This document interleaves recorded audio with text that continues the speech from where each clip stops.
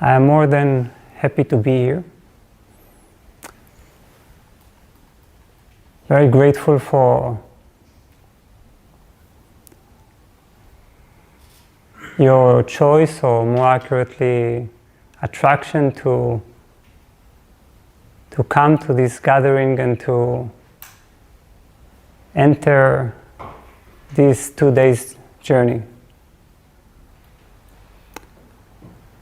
I'm also grateful for Hannah's and Christian's hospitality, inviting us generously and lovingly to this center, in which the Shakti, the energy, spiritual energy, is clearly felt.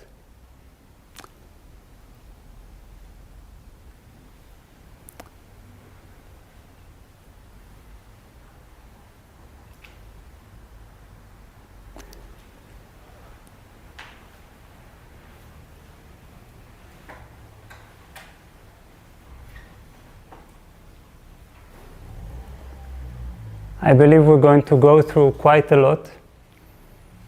And these things, 2 days, are like, can be felt sometimes like years of learning.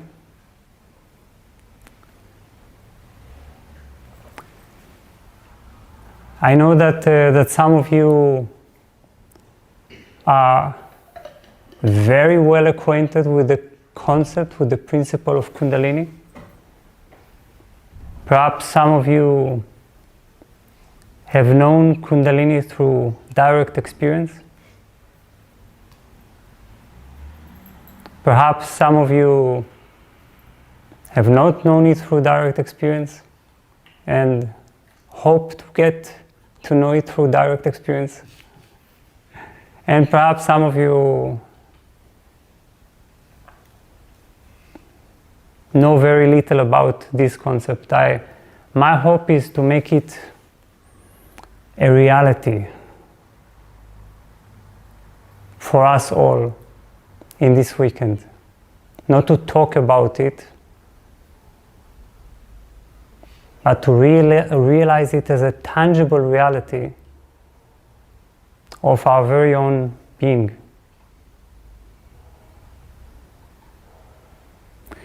This will be done not only through talking, though talking is also obviously a transmission when we receive it from a certain place in our being, but mainly through a certain method, which is called the expansion method. But we're not going to talk at all about this method this morning. And as you can see, you are not showered by papers and that prepare you for the technique, because I want us to enter it very gently. And when we are already starting to experiment with the method, we will not even realize that we have done that, you see.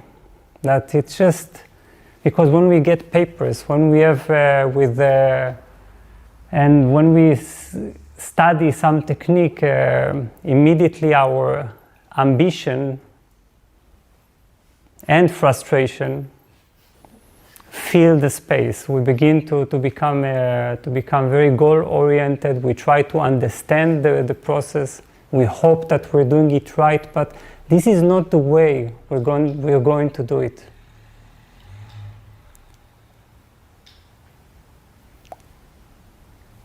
And that's why you're going to get the papers of the technique tomorrow at the end. And by then you will look at it and you'll say, oh, I already know it. Why did he even give it to me?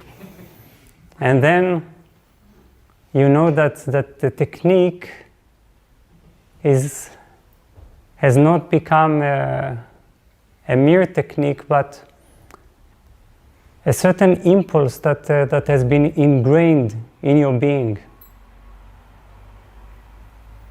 The whole thing, you see, of of Kundalini and the expansion of our being is a very natural and effortless matter. This morning I want us to tune in to the level of effortlessness that is required. Because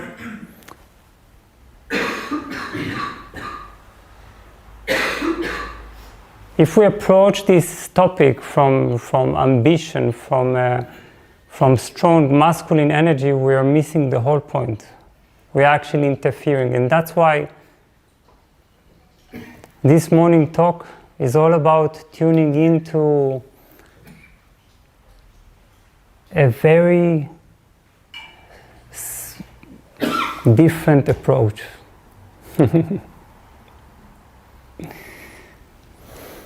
We'll have plenty of time, I hope, for questions.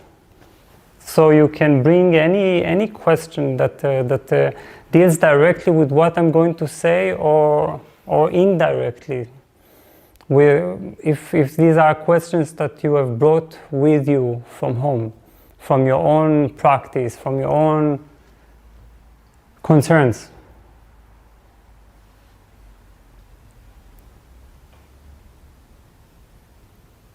The only thing that I would like to add is, let us not get the feeling that of a strong image of distance between us, as if I am sitting here with my highly evolved Kundalini and telling you about something. We are doing it together.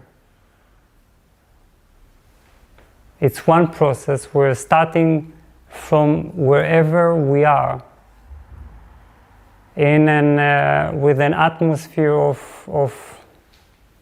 of true friendliness and equality. And I hope that it's going to be clearly transmitted and shared.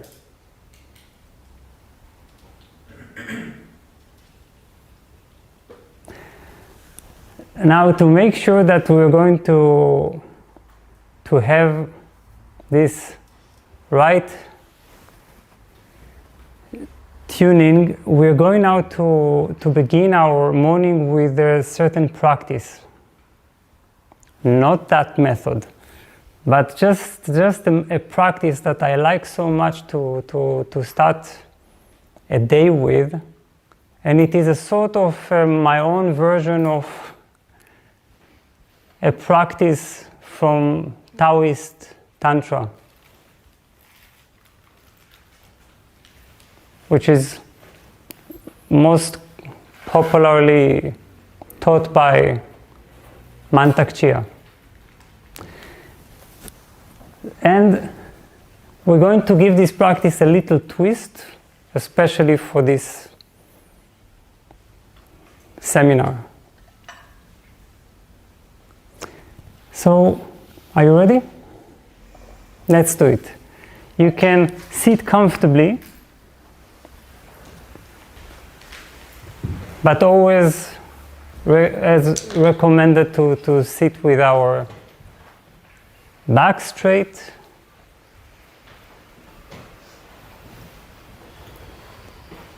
to allow our shoulders to gently fall backwards in a way that our chest is open and wide.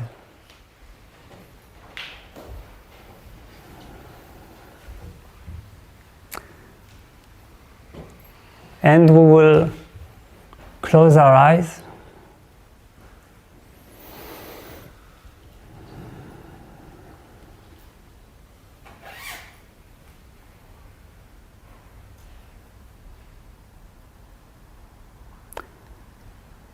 And take a deep breath.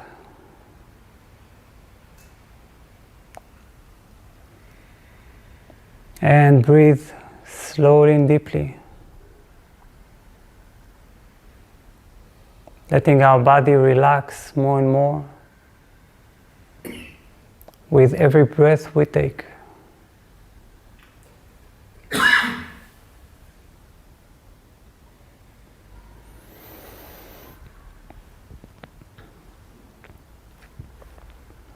So now let us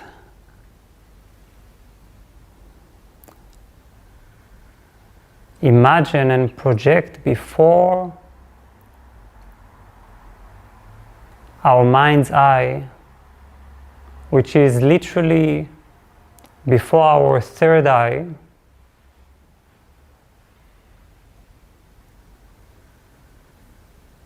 which is located a little higher than the meeting point between the two eyebrows. So let us imagine before that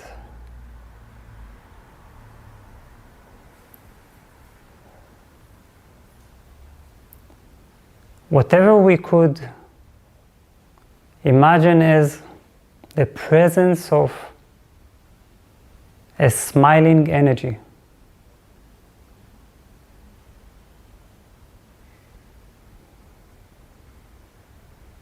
It's like imagining the very essence of smile in front of us.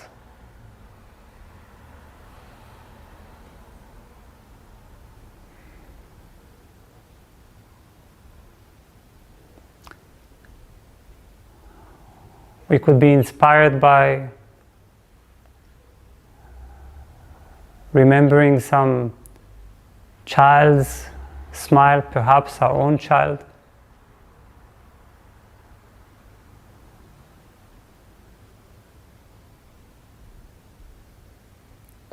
Or a smile that we had at a certain moment in our life.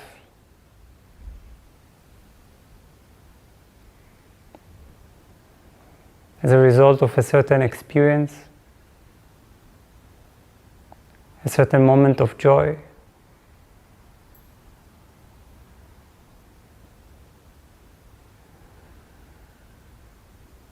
Or we could imagine the smile of the Buddha,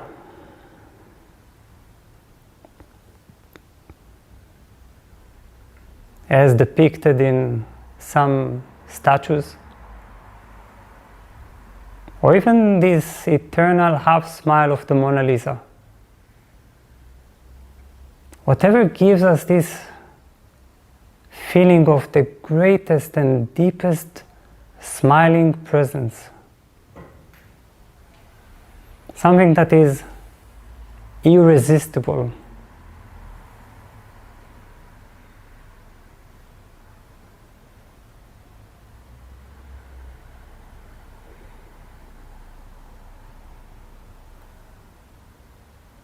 So as we are starting to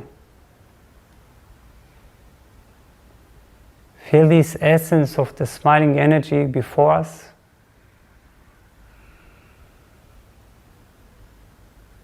allow it to pour into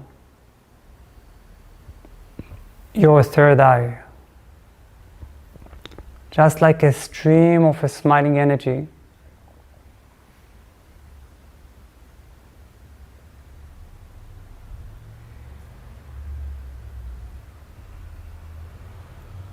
That is filling your forehead, the brain, the skull, the face,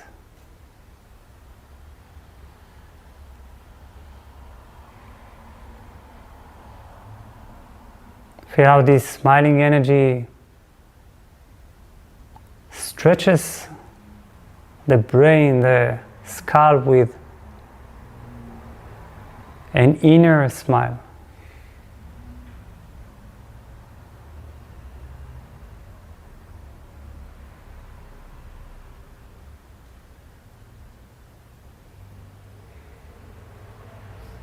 relaxing as a result every muscle, every tension.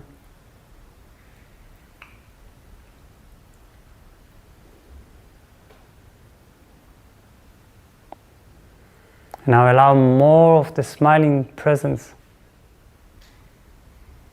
to pour into your third eye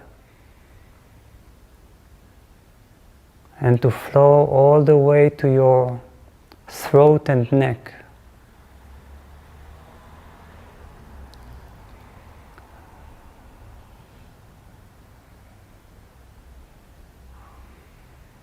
Letting it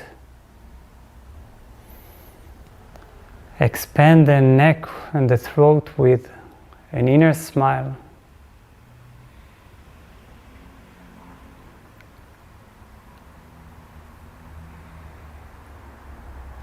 Healing every neck stiffness.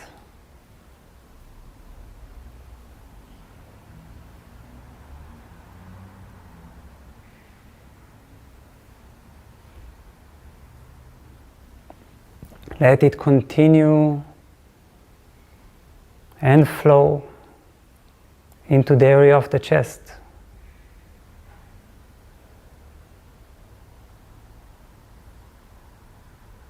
Flow into the center of the chest, and from there spread and fill the entire chest with this smiling energy.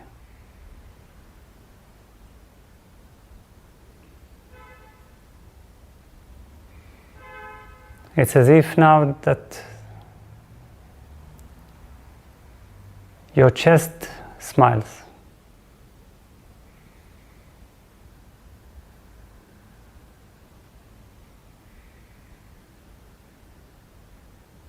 Allowing the chest to expand and open up more and more.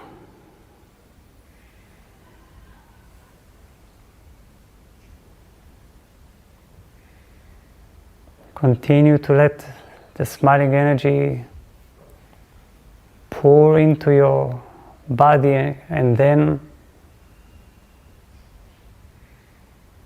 reach your solar plexus.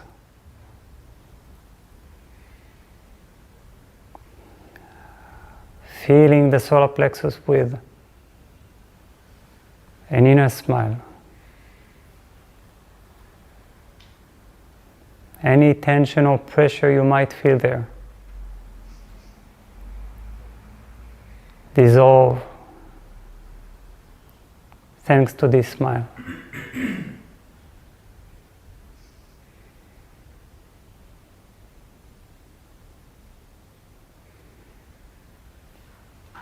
Let this smile continue and flow into your lower belly.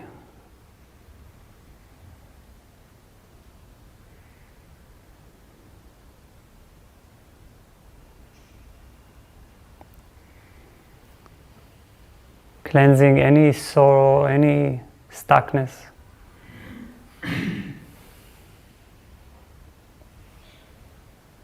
Filling it with the sweetness of the inner smile.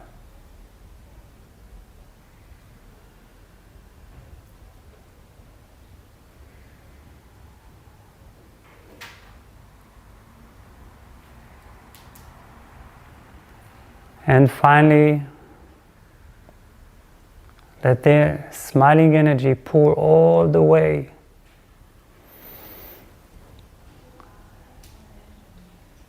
into your pelvic region.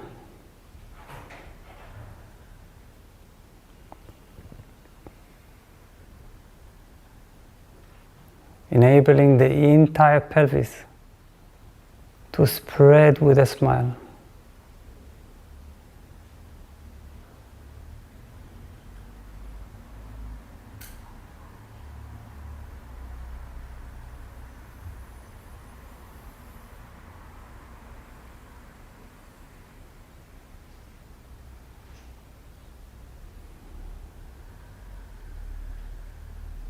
Feel how this inner smile has reached all the way from your third eye to the pelvis, and feel this inner smile now as one.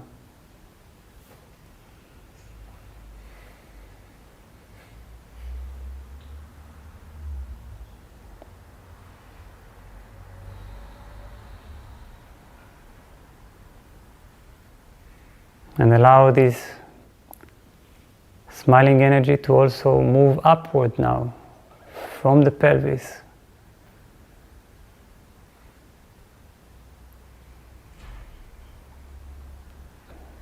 to the lower abdomen,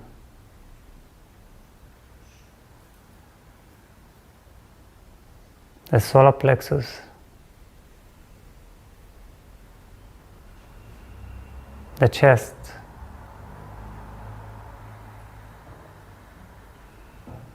the throat,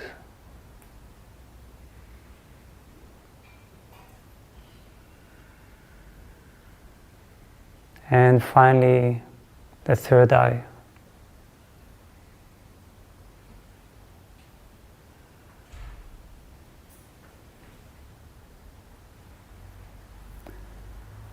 Allow your entire being now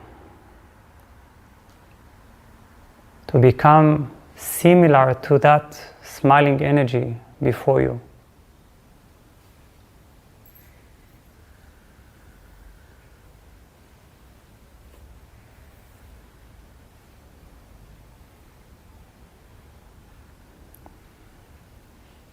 Feel how your whole body becomes a smile.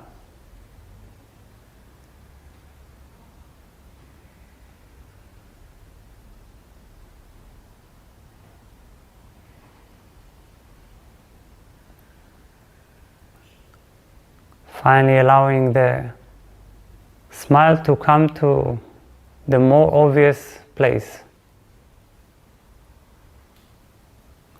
The area of the mouth, the jaws,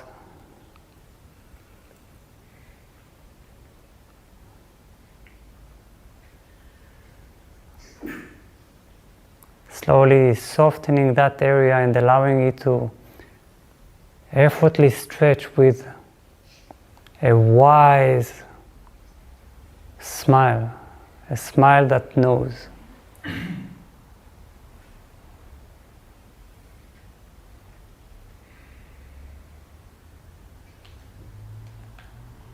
That beneath everything, whatever happens, there is this inner smile within you.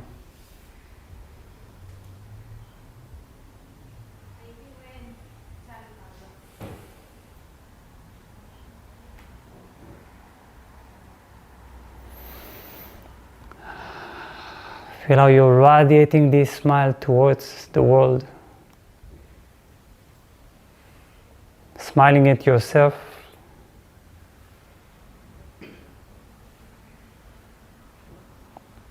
smiling at the people in their cars,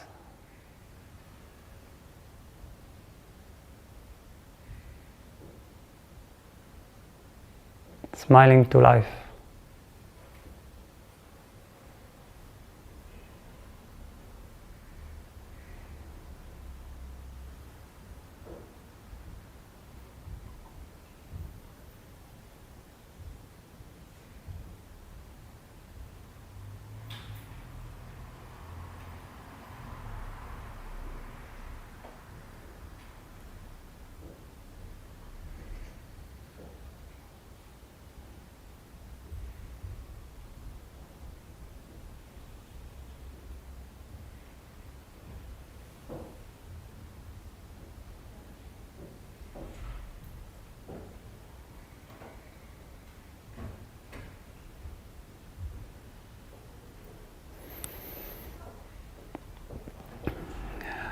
So slowly and gently you can come out of the meditation.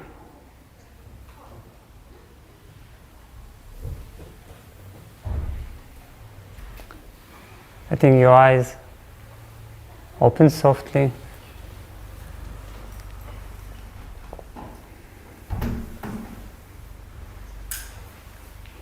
keeping that essence of inner smile.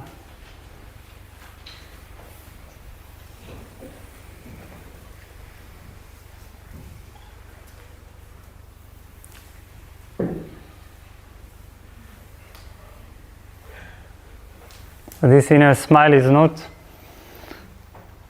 our social type of smile, the smile that we are trained to give in order to look friendly, right? It's the result of deep inner wisdom, a deep understanding of the nature of life and our own nature.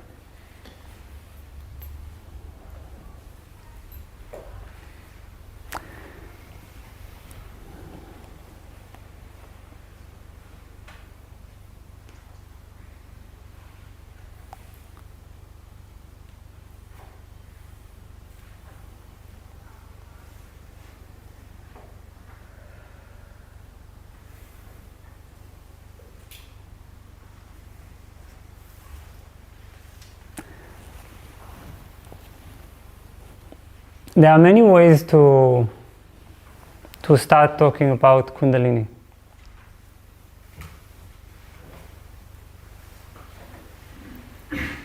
It can be, one can be intellectual, like explaining what Kundalini is all about and what it could mean.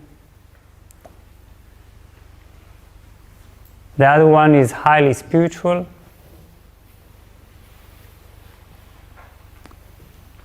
Another is completely physiological, because Kundalini is in so many ways a physiological matter and not really so abstract, and that I think makes it a very powerful element. But I'm not going to talk about any of these. I'm going to talk about it in the emotional way. I'm going to talk about it as a love affair.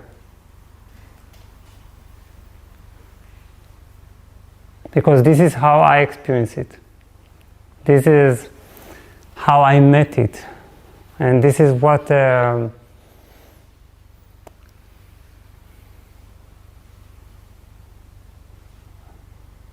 made it so easy for me to connect to it. All the intellectual explanation came afterwards. Then I thought, okay, let's learn about it. And then I learned, and then I started to understand. Of course, the learning was also helpful. Learning is helpful, and we will learn this weekend. But the starting point is that I choose to use this morning is, for many reasons, emotional.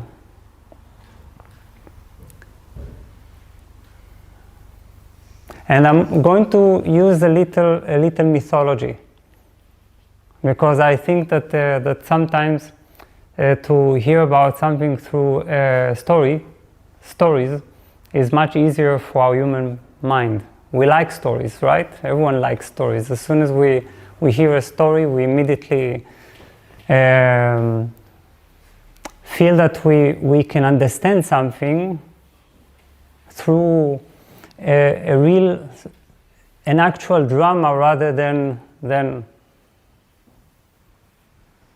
concepts.